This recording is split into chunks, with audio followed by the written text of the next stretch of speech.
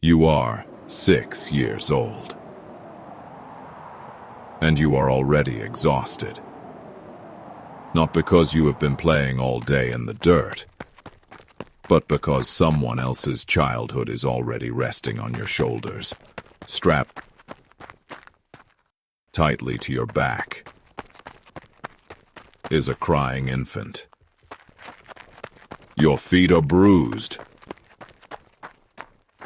Your muscles are screaming. The tribe has been walking since dawn to escape the changing season. You desperately want to stop. You want to be a child, but you can't. You look ahead at the adults. Your parents carry the weapons, the tools, and the scarce food.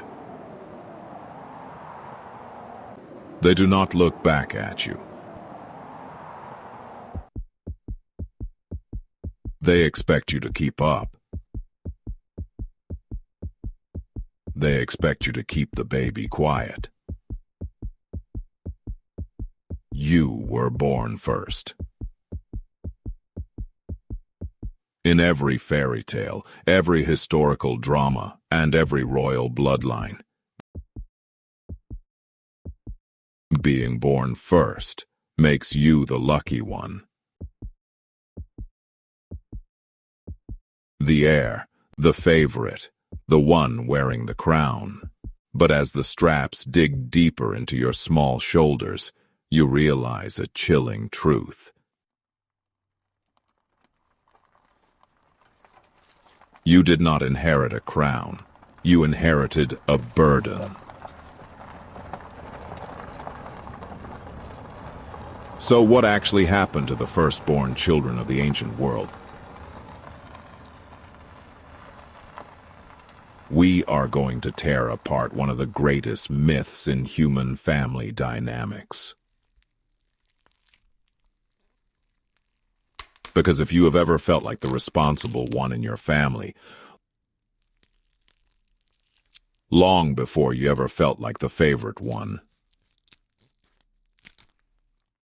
stick around. You're about to find out exactly why. Let's start with the illusion of privilege.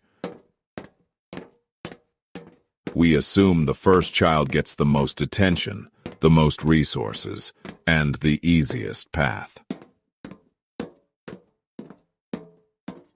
But for nearly 300,000 years before royalty even existed, the reality was violently different. But here is the part almost every family gets wrong. The oldest child wasn't rewarded for being responsible. Responsibility was the reward they never got to refuse. In her groundbreaking research on early human parenting, primatologist Sarah Blaffer Hrdy documented a consistent, brutal pattern across ancient hunter-gatherer societies. Firstborn children were never handed privilege. They were handed a job the moment a younger sibling arrived, often when the firstborn was only 3 or 4 years old. Their childhood was abruptly canceled. They instantly became unpaid full-time caretakers, watching infants, carrying toddlers on grueling migrations, keeping younger siblings away from predators while the actual adults hunted, foraged, or collapsed from exhaustion. This was not occasional babysitting. This was biological necessity. Researchers found that this child-to-child care was one of the main reasons early human mothers could afford to have more babies in such harsh environments. Without the eldest child taking on that physical load, the human reproductive rhythm would have collapsed. The firstborn's labor was part of the survival system. But surely, you think, if the firstborn did all this heavy lifting, the parents rewarded them. Bigger portions, safer sleeping spots, right? Not necessarily. In 1973, biologists Robert Trivers and Dan Willard proposed what is now known as the Trivers-Willard hypothesis. In the wild, nature doesn't care about fairness, it only cares about survival. Parents operating with limited resources do not automatically pour their investments into the oldest child out of gratitude. They are ruthlessly calculating.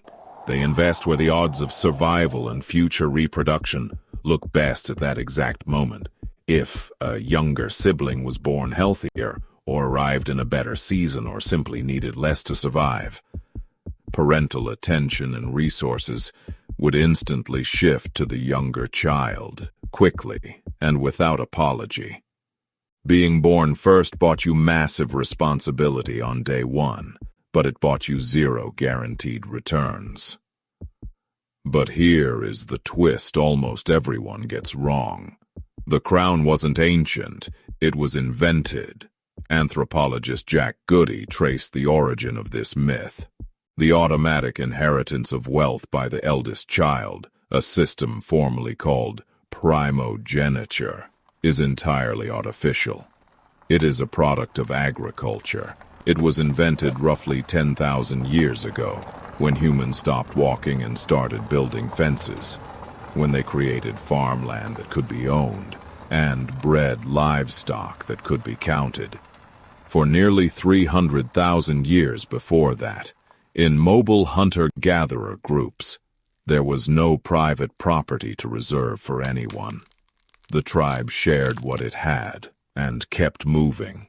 The privilege you associate with being firstborn is a modern financial invention, but the heavy responsibility, that part is ancient, that part is in your bones. If peeling back these layers of human psychology is changing how you see yourself, take a second to subscribe. We decode these ancient evolutionary ghosts every single week on Mismatched. Now, think about your own family. If you're the oldest, you probably learned how to be an adult before you ever learned how to be a child.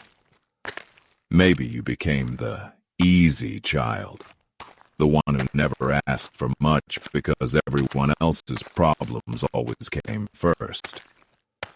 Maybe you became the emote,